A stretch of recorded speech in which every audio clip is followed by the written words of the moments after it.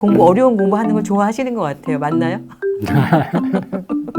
어떻게 하다 보니까 네, 이렇게 이게 좀 됐고요. 수학적인 것도 많고 이럴 것 같거든요. 네. 원래 수학 같은 거 좋아하시죠? 예, 좋아하고요. 네네. 사실 이렇게 좀 나와서 가능하면 쉽게 법률 네. 용어는 이제 포함하지 않고 가능하면 쉽게 풀어 이렇게 말씀을 드리려고 네. 하는데 그래서 워낙 법률 요소가 많아갖고요. 좀, 네. 좀 이게 제가 약간 어렵게 설명 말씀드리는 것 같아요. 사담일 수 있는데 대표님들이 아니 저렇게 복잡한 거를 저게 진짜 믿어도 돼? 이렇게 또 생각하실 수 있을 것 같아서 제가 참고로 말씀을 드리는 건데 원래 전공이 수학이시고 예, 우리나라에서 최고의 학교에서 수학 전공하신 예, 다들 아는 예, 우리 S대에서 수학 전공을 하셔서 제가 나중에 알았어요. 그래서 이런 거 이렇게 잘하시는구나. 이 어려운 걸. 안녕하세요. 예, 안녕하세요. 네, 우리 정현의 가업승계 오늘도 부동산 전문가이면서 우리 또 대표님들을 위해서 법인 컨설팅 하고 계신 우리 전문가 모셨습니다. 자, 본인 소개 간단히 부탁드릴게요. 안녕하십니까. 정혜래 가업승계연구소 부동산 전문위원 강신광입니다. 제가 주로 이제 중개사 자격도 있고요. 부동산 분야에서 이제 활동을 하다 보니까 요즘은 매매가 좀 잘 안 돼요. 거래 절벽. 그런 요인도 있고 네. 또 양도 차익이 부담이 돼서 좀 부담 문제도 있고 그러면 차라리 이럴 바에는 자녀들한테 세금을 줄이는 방법을 활용할 수 있다면 그 방법을 이용해서 자녀들한테 승계를 하고 자녀뿐만이 아니라 손자녀, 대대손손 이렇게 속칭 이제 가문의 부동산이라고 이렇게 표현할 수 있는데요. 법인 형태로 하면 얼마든지 비교적 손쉽게 가문 대대로 대물림을 해줄 수 있는 그런 내용을 겸할 수 있습니다. 그래서 네. 저는 요즘 그런 쪽으로 중점적으로 대표님들하고 부동산 갖고 계신 우리 자산가님들하고 계속해서 만나 뵙고 있습니다. 네. 보통 이제 부동산 자산가들이 겉보기에는 정말 자산가잖아요. 부동산 있으면 웬만하면 건물 하나 있으면 진짜 조물주 위에 건물주라고 할 정도로. 맞습니다. 근데 그분들의 속사정을 들어보면 이거를 팔고 싶어도 양도세하고 대출 갚으면 사실 남는 게 없다. 그래서 고민이 많으세요. 근데 지금 많이 해주시는 부분은 이거를 내 때뿐만 아니라 가문의 부동산으로 다음 세대까지 부를 좀 이전하는 네. 그런 부분을 도와주고 있으신 거네요. 그렇죠. 네. 오늘 제목이 가족법인을 통한 자녀에게 효과적으로 부동산 승계하기예요. 네. 네. 뭐 저희 채널에서도 몇 번 다루긴 했지만 가족법인을 활용해서 어떻게 부동산을 승계할 수 있는지 대표님들 관심이 많으실 것 같은데요. 뭐 부동산 특히 건물은 한두 푼이 아닌데 이거를 증여한다는 거는 증여세 구간이 최고 구간일 거란 말이에요. 네, 그러면 맞습니다. 이 최고 구간이면 50%인데 너무 세금이 그건 많고 조금 다양한 방법으로 이 세금을 좀 낮춰서 그러니까 높은 걸 낮출 수는 없겠지만 그런 방법을 좀 찾아서 자산을 이전하는 그런 방법으로 오늘 알려주실 것 같은데 네. 자녀법인에게 건물을 뭐 빌딩이면 건물과 토지가 있을 텐데 네. 토지는 워낙 비싸잖아요. 비싸죠. 네, 우리 강남의 건물들 보면은 거의 토지가가 전체 건물의 보통 비율이 뭐 8, 90% 정도. 네, 예, 맞습니다. 그러니까 신축 아니면 그렇죠? 예. 구축들은 대부분 그 정도라고 말씀해 주셨는데 그럼 뭐 얼마 안 되는 건물을 넘기기는 쉽겠지만 그게 크게 절세 혜택이 있을까 하는 좀 의문이 저는 있거든요. 네, 예, 예. 네, 그 무슨 부분 말씀인지 좀. 알겠습니다. 네네. 예, 예. 일단 기본적으로 서울 시내 웬만한 빌딩 같은 경우 이제 토지하고 이제 건물하고 같은 이제 소유주로 이렇게 일반적으로 돼 있는 건 맞고요. 강남 쪽은 뭐 몇백억이고 보통 네. 이제 좀 그 밑으로 가면은 최하 50억에서 100억 뭐 이 정도죠. 그렇죠. 그런데 이렇게 가액 기준으로 따져봤을 때 토지가 8, 90% 이상을 차지하는 게 보통입니다. 네. 예를 들어 최근에 이제 저희가 만나 뵙고 있는 고객도 상담해 주시는 고객. 대치동 계시는 이제 대표님이신데 감정평가를 받아보니까 한 100억 조금 안 되게 요 정도 수준으로 나왔는데 건물은 5억도 안 돼요.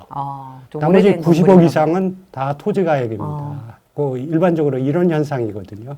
왜냐하면 건물은 그 좀 감가상각도 되고 또 오래되고 한 10년, 20년 이상 되고 그러면 감가상각 등으로 인해서 가액이 생각하시는 것보다 굉장히 낮습니다. 일반적으로 이제 그 좀 보실 수 있는 건물들이 5억 정도 그리고 생각보다 낮다. 네, 예. 건물 가액을 이제 건물로 줄 때 그 금액을 책정을 해야 되잖아요. 네. 네. 아까 이제 그 간평을 했더니 95%가 토지고 건물은 5억밖에 안 된다. 그럴 경우면 건물을 5억에 증여가 가능한 거예요? 일단 그 가액이라는 측면에 있어서 가격이라는 부분은 여러 가지가 있거든요. 여러 가지 법에 정해진 부분이 있는데 일반적으로 가격이라고 하면 시가라는 용어, 첫 실제로 번째는 이제 시가, 거래가. 네네. 실거래가 네. 내지는 유사 사례가 네. 이런 이제 가액이 있고요. 그다음에 정부에서 이제 그 해마다 발표하는 기준시가라는 컨셉도 있고, 그다음에 감정평가들 요즘 많이 받으시잖아요. 관심도 있으시고 감정평가 가액이라는 것도 있고, 그래서 가격은 이제 여러 가지 요소가 있고요. 그 중에 뭘 적용할 거냐 하는 거는 또 별개의 문제가 되겠습니다. 지금 이제 꼬마 빌딩들 같은 건물 같은 경우는 감정 평가를 받으라는 게 또 기본적으로 감정 평가를 받아서 해야 되는 걸로 바뀐 걸로 알고 있거든요. 그렇게 많이 권해드리고 네, 있습니다. 과거에는 뭐 네. 기준시가도 하기는 했지만, 네. 네. 그러면 이렇게 이제 건물분만 넘길 때는 좀 어떤 방식으로 가액을 어떻게 많이들 하세요? 일단 그 토지하고 건물을 지금 이제 그 가액 차이가 많이 난다고 이제 말씀을 드렸고, 왜 굳이 토지까지 같이 안 가고 건물만 띄어갖고 이렇게 넘기려고 이런 오늘 토픽을 그런 걸로 잡았느냐 하면, 일반적으로 저기 토지까지 포함하면 가액이 되게 높아져요. 뭐 그 증여세를 낼 수 있는 자료가 거의 그래서 없죠. 기본적으로 뭐 세금을 이렇게 계산을 해보면 10억 단위 이상은 기본적으로 넘거든요. 그래서 우리 대표님들께서 뭐 현금으로 세금 낼 돈 뭐 10억을 그 준비하고 계신 대표님도 계시겠지만, 대부분은 준비 안 되고 또 준비가 됐더라도 굉장히 부담되고, 또 그걸 자녀가 내도록 하려면 또 그 금액을 주기 위한 또 증여 금액이 또 만만치 않게 이루어지기 때문에 그래서 어쨌든 토지를 통해서 이렇게 가는 거는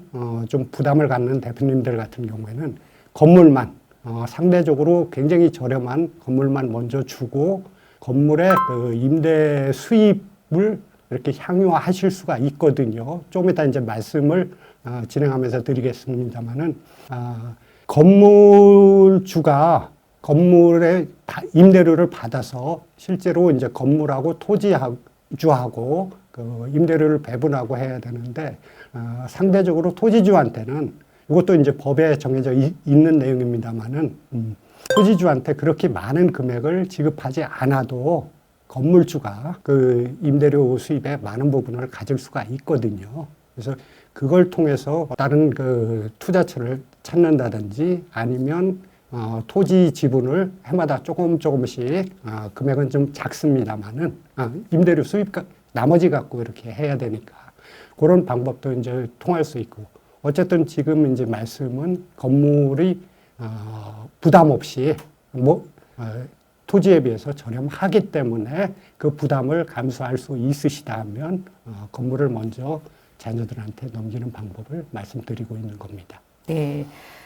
제가 지금 여쭤봤던 게 이제 그 가액을 어떻게 정하느냐, 그거는 이제 좀 건별로 다르고, 아까 말씀하신 뭐 기준시가냐, 매매 사례냐, 그 다음에 감정평가냐, 이런 가격 중에서 이제 그 물건에 맞게 정하겠네요. 그래서 네, 맞습니다. 증여가 됐던 양도가 됐던, 근데 아까 이제 100억짜리인데 건물이 5억밖에 안 되니까 5억도 적은 돈은 아니지만 95억에 비하면 훨씬 적으니까 자녀가 그거를 사든지 아니면 증여를 받든지 해서 이제 자녀가 가져갔어요. 그러면은 전체 부동산 가치를 따지면 95대 5밖에 안 되잖아요. 네, 그럼 뭐 네, 일반적으로. 네, 일반적으로 여기가 뭐 연간 연간 뭐 임대료가 3억이다. 아니 1억이다. 그래 계산상 편하게 1억이다. 네, 1억이다. 1억이면은 네. 제 거를 제 건물이라 그러면 9,500은 제 거고 500은 자녀 거. 그러니까 건물주는 500. 또 그렇게 따지자니 또 건물은 실제 이제 우리가 그 임대를 했을 때 땅보다는 건물이잖아요. 네네. 그래서 이럴 경우에 그 임대 수익에 대한 배분은 어떻게 정하는지 좀 궁금하거든요. 네. 지금 이제 상식적으로 이제 그 말씀, 예를 들어 토지 비율하고 뭐 상황마다 조금씩은 다를 수 있겠지만 토지 비율하고 건물 비율하고 따져봤을 때 지금 뭐그 사회자께서는 95억 대 5억. 제가 이제 시작할 따지면. 때 이제 네네. 말씀드린 거는 대체적으로 보면 8, 90% 이상. 네. 사실 뭐 비율 약간 차이는 있지만 같은 말씀이거든요. 워낙 네. 그 건물 가액이 토지 가액에 비해서 작기 때문에. 그래서 지금 이제 예를 들어 그래서 지금 이제 그 토지주는 부모님이시고 자녀 내지는 자녀 법인한테 어쨌든 이제 건물만 이렇게 넘겨줬으면 그래서 연 임대 수입이 1억을 받았다 하는 이제 가정으로 말씀 주셨으면 상식적으로 봐서는 토지주한테 대부분 금액이 가야 될 것 같은데 이것도 사실은 법에 정해져 있거든요. 네. 예, 그래서 이게 이제 산식이라는 게 있는데 네네. 산식은 시가 곱하기 2분의 1 곱하기 정기예금 이자율 뭐 이런 식으로 정해져 있고 현재 기준으로는 정기예금 이자율은 2.9%입니다. 여전히 말씀이 좀 어려운데요. 비율적으로 이렇게 말씀드리면, 그러니까 요 금액만 토지주한테 이제 건물주가 임대료를 받아서 토지주한테 지급을 하면 되는 건데, 언뜻 요게 이제 계산하면 비율적으로는 네. 20 내지 30% 정도, 요거는 이제 계산을 정확히 해봐야 되겠습니다만은, 요 정도 수준에서만 지급을 해도 돼요. 그래서 질문하신 대로, 1억의 그 연 임대료 수입이 있었다 그러면 나머지는 그 건물주가 갖고 2천만 원에서 20에서 30%니까 2천만 원에서 3천만 원만 토지주한테 뭐 토지 사용료 지료로 지급해도 되도록 법에 있는 내용입니다. 아, 그렇군요. 그러면은 어쨌든 이제 그 임대료는 대부분 그 건물 사용료니까 그게 일리가 있네요. 예. 그래서 그 임대료는 건물주가 받고 그 토지에 대한 사용료를 건물주가 연간 한 20에서 30 정도. 네. 그게 산식에 이제 있으니까 네네. 그 계산대로 해서 그 정도를 지불한다면 문제는 안 되네요. 네. 법에 정해진 내용입니다. 사실 상식적으로 이제 다시 한번 이제 말씀드리겠는데 상식적으로 봐서 8, 90% 이상을 토지주한테 지료 형태로 줘야 되는 게 맞는 것 같은데 사실 그렇게 했다가는 공무원이 오히려 트집거리를 만들 수도 있어요. 무슨 말씀인가 하면 요 내용 갖고 최근에 이제 그 대법원에서 나온 판례도 있고 그런데 일단 토지주한테 너무 과도하게 지급이 돼도 그러니까 상식적으로 생각하는 그 80, 90% 금액을 지급을 해도 건물주하고 토지주하고는 지금 특수관계자 아닙니까? 부모 같은 그러니까 그쵸. 특수관계자일 경우 너무 안 줘도 안 되고 그러니까 너무 과다하게 줘도 이렇게 문제가 되는 걸로 사실 법이 좀 어렵게 돼 있는 이제 부분인데요.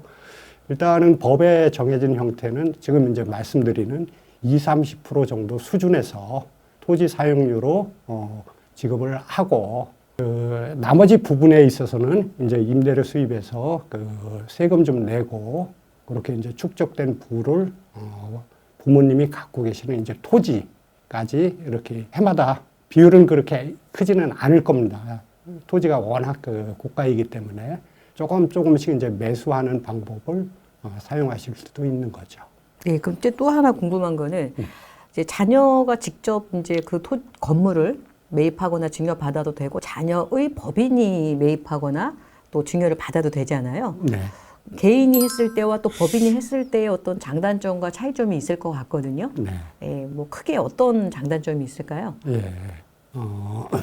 한 두 가지 정도 측면에서 결론을 먼저 말씀드리면 자녀한테 증여든 뭐 매매든 개인적으로 이렇게 주시는 것보다는 자녀 법인을 통해서 가족 법인 컨셉으로 이렇게 자녀한테 직접 주는 게 아니라 자녀 법인을 통해서 주시는 게 훨씬 더 효과적이라고 이제 말씀드리겠습니다. 여기서 효과적이라는 거는 뭐 세금 측면에서 말씀을 해주시는 건가요? 예, 이게 결국은 이제 그 세금적인 이제 측면인데요. 유리하다. 예, 그렇습니다. 먼저 이제 첫째는 그 건물의 가액, 이제 가액적인 측면에서 이제 말씀드리는 부분인데요. 증여든 상속이든 요걸로 갈 때는 이제 상증법 규정을 좀 봐야 되는 부분이고, 자녀 법인한테 줄 때는 이제 그 상증법이 아니라 그때는 이제 법인세법 규정을 좀 봐야 되는 거거든요. 적용되는 이제 법이 다른데.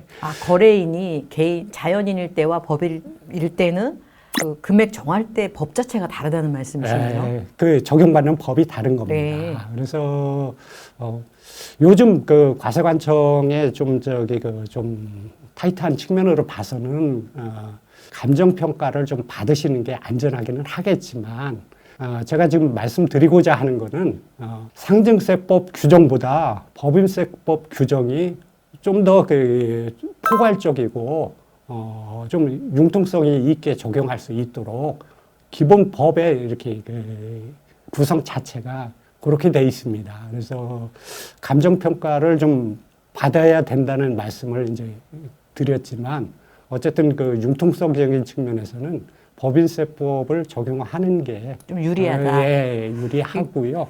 그다음에 두 번째는 어쨌든 그 부모님 입장에서는 자녀한테 직접이든 자녀 법인한테든 양도를 하는 측면이기 때문에 양도세를 이렇게 내셔야 되는 건 맞습니다. 근데 건물 가액이 그렇게 얼마 안 되기 때문에, 또 감가상 오래된 건물은 감가상각 적용하고 그러면 실질적으로 건물 가액이 얼마 안 되기 때문에 거기에 부수되는 세금은 그렇게 크지 않고요. 예. 양도세는 글쎄요, 내가 처음에 건물을 지었을 때보다 지금은 노후화돼서 더 가격이 떨어졌을 것 같은데, 양도 차익은 그렇습니다. 없는 건물이 그 더 많지 해마다 않을까요? 감가상각을 꾸준히 이제 할 수 있고 해오고 있기 때문에 건물 가액은 그렇게 크지 않고요. 예. 건물을 대부분, 만약 양도로 했을 때는 양도 차액에 대해서는 크게 걱정할 수준에 있는 건물들은 별로 없을 것 같아요. 맞나요? 예, 맞습니다. 네. 예. 그래서 자녀한테 직접 주는 것보다는 이제 자녀 법인을 통해서 줬을 때는 뭐 양도든 증여든 어떤 적용하는 법 자체도 다르고. 예. 그리고 또 하나는 또 이제 대금 측면에서 자녀가 좀 돈이 부족하다라고 한다면, 개인이면은 이제 2억 이상은 무상으로 이렇게 빌려주는 게 좀 어렵잖아요. 근데 네, 맞습니다. 법인이면은 조금 더 금액이 또 한도가 좀 다르지 않나요? 예, 훨씬 큽니다. 그런 측면에서도 또 법인이 유리하네요. 그렇죠. 그러니까 지금 이제 개인하고 이제 법인하고 비교를 하셔갖고 20억 정도의 돈은 이 부모가 자녀 법인한테 무상으로 빌려주고 이자를 받지 않아도 무관하거든요. 이제 지금 케이스를 이어서 말씀드린다 그러면 부모님이 이제 자녀 법인한테 건물을 매각하고 그러면 그 매각 대금을 받아야 되는데 자녀 법인에 돈이 없겠죠. 그리고 부모님이 꼭 받아야 되겠다 그런 측면이 아니라 받지 않겠다 그러면 20억까지의 돈은 이자 없이 언제까지나 계속해서 이제 그 빌려준 상태로 남겨둘 수가 있거든요. 통상 우리가 알고 있는 법인의 가수금 형태로 네. 가능하다. 예. 뭐 법인이 잘만 활용하면 이제 그런 측면에서 많이 유리한데, 좀 이제 관리에 어려움도 있고 하니까 좀 어려워들 하시는 것 같아요.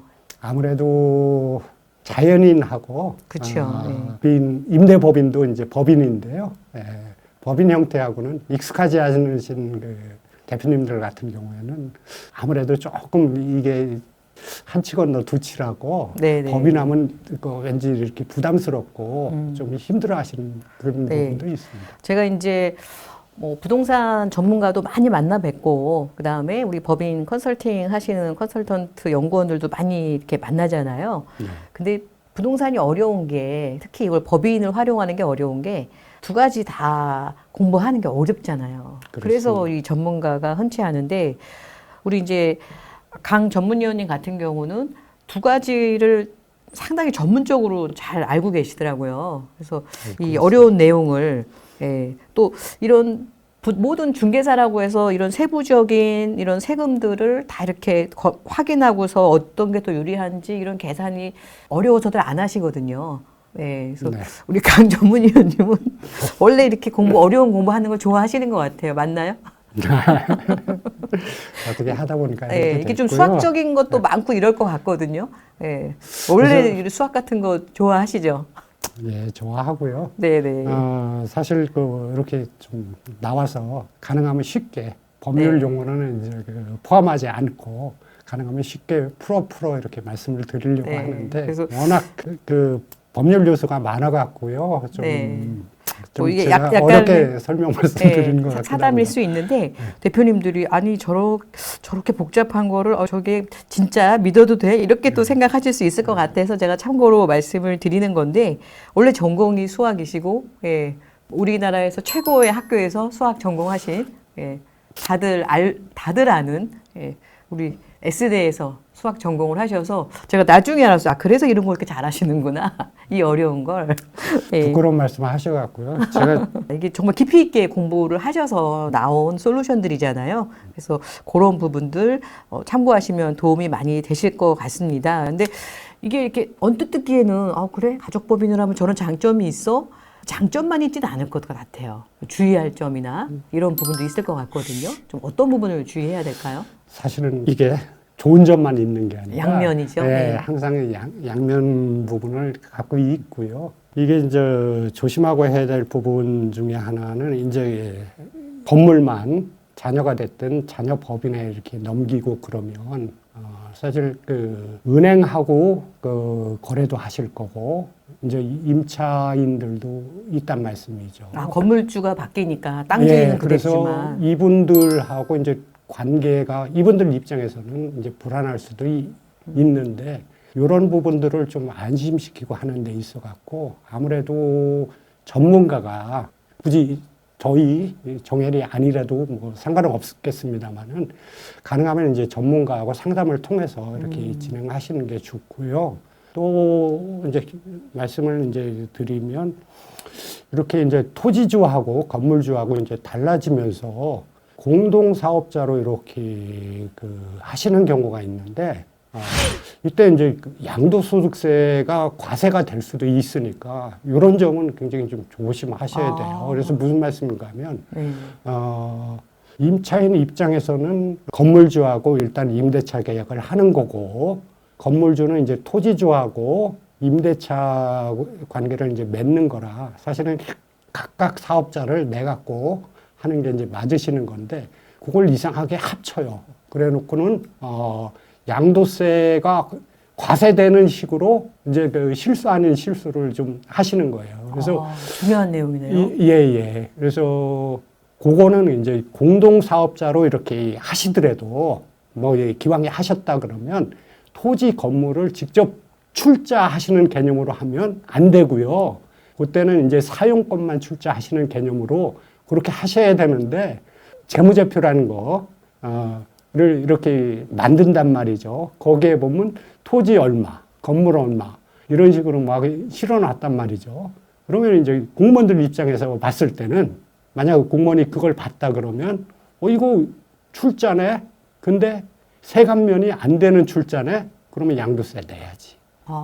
이런 말씀도 혹 나오실 수 있는 부분이라 그런 것 좀 조심하셔야 되고요. 그 다음에 경우에 따라서는 이제 좀 수익 배분 측면에서 조금 별개의 고려를 하고 싶을 경우에는 노무 출자라는 거를 하시면 되거든요. 노무 출자요? 예. 그러니까 토지하고 건물 사용권 출자 이외에 어쨌든 건물 관리도 하고 임대료 수치 관계라든지 이런 거를 좀 사람 손으로 해야 되는데 그거를 이제 결국 이제 노무적인 측면으로 이제 보는 거죠. 임대료도 걷어야 건물 관리도 해야 되고. 그렇습니다.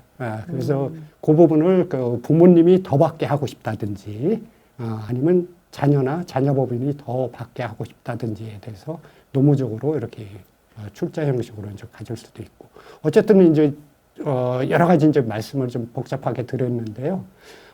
직접 하시고 공부하시고 하시는 것도 좋겠습니다만은 전문가하고 충분히 상의를 하셔갖고 진행하시는 게 맞다고 말씀드립니다. 네, 그러니까 실무적으로 들어가게 되면은 어쨌든 이제 건물이 떨어져 나가는 건데 이거를 이제 그러면 건물에 대한 사업 자녀들은 이제 또 그 임대사업자를 내야 되는데 이 상황에서 그 토지주하고 공동 사업으로 하느냐, 그냥 건물주가 토지를 임대해서 하는 건물주 별도의 사업이냐 이런 것도 되게 복잡하네요.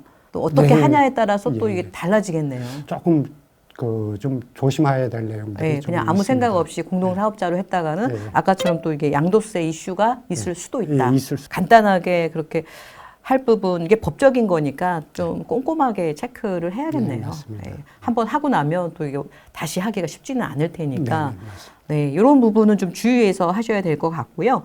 자, 오늘 내용을 정리하면 건물주분들 우리 이제 다들 부러워하는 빌딩주님들 이거를 자녀한테 물려주는데 과도한 세금으로 고민만 하고 계시거든요. 그런데 이렇게 건물분을 먼저 순차적으로 할 수 있다. 단 이제 건물을 넘겨줄 때는 개인으로 넘겨줘도 되고 또 자녀 법인, 가족 법인으로 넘겨도 된다.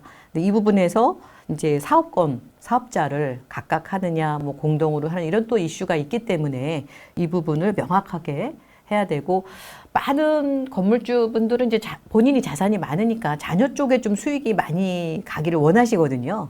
이제 그런 경우에 아까처럼 뭐 건물 관리나 이런 부분들도 같이 묶어서 좀 자녀 법인에서 하게 되면 상당 부분 수익이 자녀 법인으로 가는 효과가 있겠네요. 네, 네. 맞습니다. 그러면은 이제 자녀 법인이 점점점 자산이 많아지고 결국은 토지도 서서히 넘길 수 있는 그런 재력이 확보가 되는 거네요. 예, 네. 서서히 바꾸시겠죠. 사실 건물주들이 고민이 굉장히 많고요. 저희 이제 상담 을에 들어오는 건 중에서도 갑자기 돌아가셔서 이제 상속세 내잖아요. 뭐 10년간 진짜 아무것도 못 쓰고 그 임대료 갖고는 상속세 충당이 안 되거든요. 그래서 정말 고통스러워하는 자녀들이 많아요. 그래서 그렇게 한번 이제 상속세를 내신 분들은 그 다음 세대 넘길 때는 일찍 준비하시더라고요. 네. 네. 그래서 우리 건물 갖고 계신 대표님들은 이거를 계속 시간이 가면은 세금만 늘어나는 게 되고 시간이 있으면 지금처럼 건물부터 해서 큰 부담 없이 서서히 넘기는 방법도 있으니까 꼭 체크를 해 보시고 한번 우리 건물도 이렇게 했을 때 어느 정도의 플랜을 갖고 세금을 계획을 하면은 가문의 부동산 너무 좋으네요. 가문의 부동산을 자손 대대로 갈 수 있을지 연구를 해볼 만한 가치가 있을 것 같습니다. 자, 우리 강신강 전무님, 이제 마지막으로 또 영상 보시는 우리 대표님들을 위해서 좀 당부의 말씀 하면서 마무리하도록 하겠습니다. 그런 거 있잖아요. 상담 의뢰해서 갔더니 알겠습니다. 네. 이런 부분에서 좀 뭐 어떤 부분을 미리 체크하셨으면 훨씬 도움을 많이 드릴 수 있었을 텐데 하는 아쉬움이 있는 그런 대표님들한테 좀 당부해 주시면 좋을 것 같은데요. 사실 그 평생을 읽어온 가업인데 짧은 순간에 그 어떤 의사결정을 해서 상속이 됐든 사전 증여가 됐든 아니면 가족법인이 됐든 어떤 짧은 순간 판단을 해서 그 진행한다는 거는 좀 쉽지 않은 이제 결정이신데요. 법에 여러 가지 이제 그 오늘도 뭐 여러 가지 법 말씀드리고 법이 복잡하고 되게 좀 촘촘히 되어 있는 부분도 있고 그래서 이 부분은 이제 공부를 하시는 건 맞습니다. 근데 직접 어떤 뭐를 할 때는 굉장히 그 좀 위험적인 요소가 있고 그래갖고 전문가하고 굳이 저나 정헬이 아니더라도 전문가하고 꼭 상의를 좀 하시고요. 대부분은 초기에 그렇게 비용을 문제될 정도로 과도하게 요구하고 생각보다 그렇게 하지는 많이 들어가지 않으니까, 않으니까 예. 걱정하지 마시고. 걱정하지 마시고 전문가하고 상담을 좀 하셨으면 좋겠습니다. 감사합니다. 네, 감사합니다. 그럼 또 다음 시간에는 또 어떤 주제로 좀 우리 대표님들에게 부동산 자산가 분들에게 도움을 주실 수 있을까요? 저희가 이제 그 부동산 승계 관련한 가족법인을 통한 계속 이제 시리즈로 이제 하고 있는데요. 다음 시간에는 좀 그 실제로 있었던 사례를 사례. 갖고 네네. 말씀을 좀 드려보도록 그렇게 하겠습니다. 네네. 그 이해를 돕기 위해서 실제 사례 편으로 준비하도록 하겠습니다. 네, 수고하셨습니다. 네, 감사합니다. 세금 걱정 없이 자산을 늘리는 대표님이 있는 한편 평생 모은 자산이 세금 때문에 절반으로 줄어드는 대표님도 있습니다. 무엇이 이런 차이를 만들까요? 세금 지식의 차이 때문이 아닙니다. 회사가 실적이 없기 때문도 아닙니다. 물론 인맥이 없어서도 아닙니다. 그것은 특별한 정보와 실행력의 차이 때문입니다. 사실 큰 자산을 소유한 분이나 존경받는 가업 승계를 이룬 회장님들, 세금 걱정 없이 노후를 즐기는 자산가들도 모두 특별한 절세 솔루션을 활용했습니다. 17명의 전략세무사와 10,000개 이상의 솔루션 경험을 통해서 성공적인 절세 솔루션의 공통점을 찾았습니다. 대표님도 행복한 자산가가 될 수 있습니다. CEO를 위한 절세 솔루션 상담은 지금만 무료로 신청이 가능합니다.